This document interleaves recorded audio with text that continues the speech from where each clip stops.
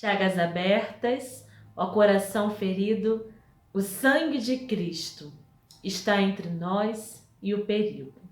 Amém. Seja bem-vindo, amado irmão, bem-vinda, amada irmã.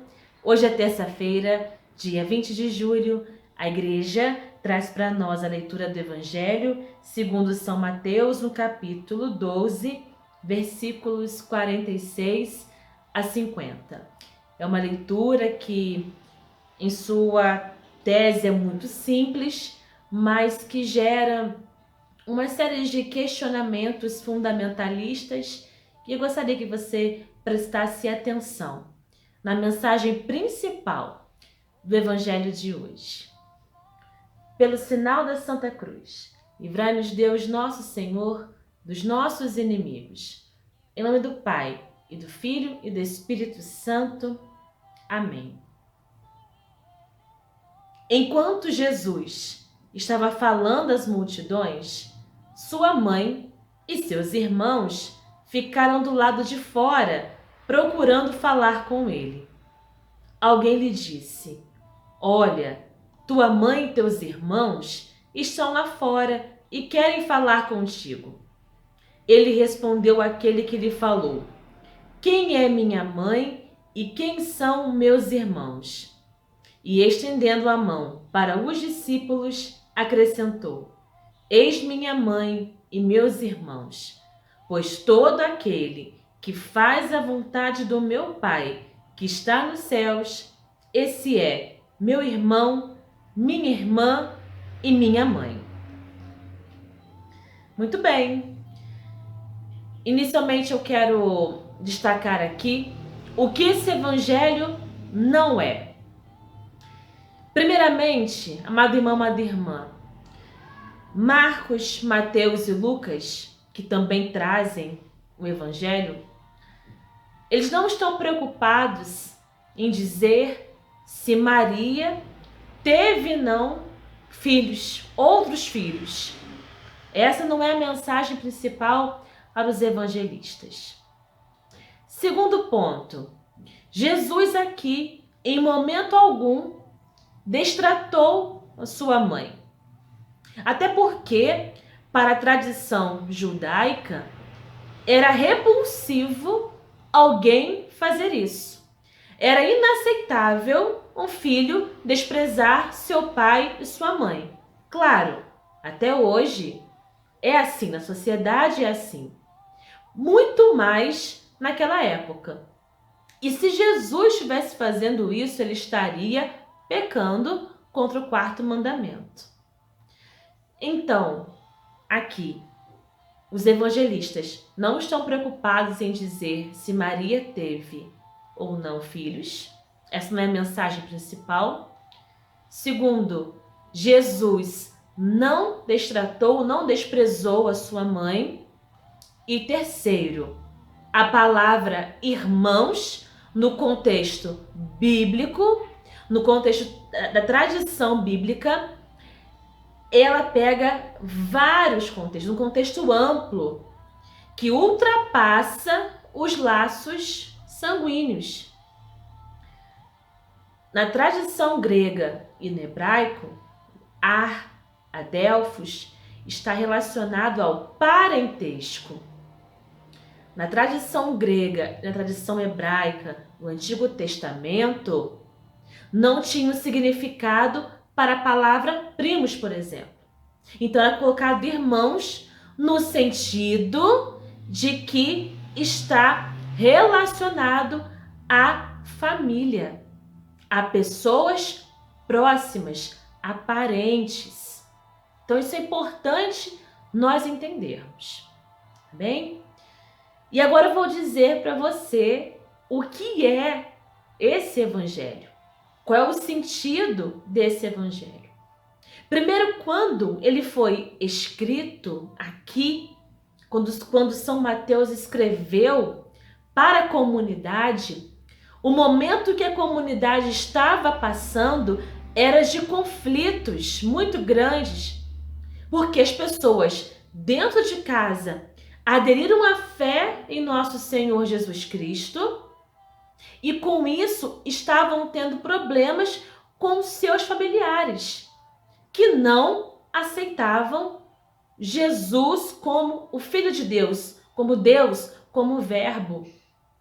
Então aqui, nosso Senhor trata algo assim muito importante do valor da comunidade de fé.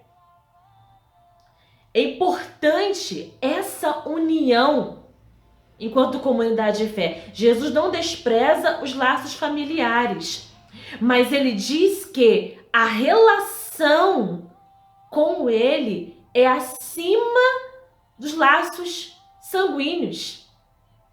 Nosso Senhor sempre se preocupou a todo momento em evangelizar.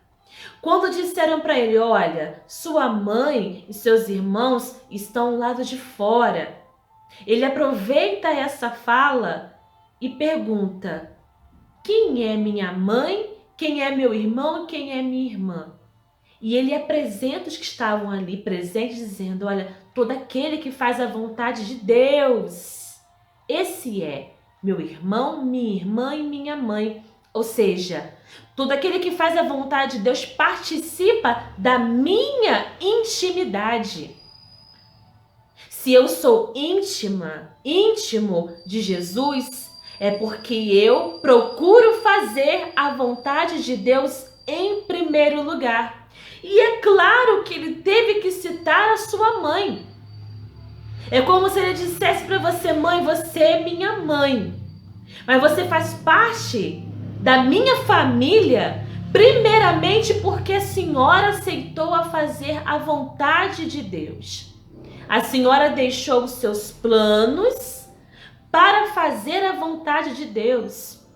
E ganhou o céu por causa disso. O céu é a intimidade de Jesus. Então veja, quem busca fazer a vontade de Deus participa da intimidade de Jesus, ou seja, participa do céu.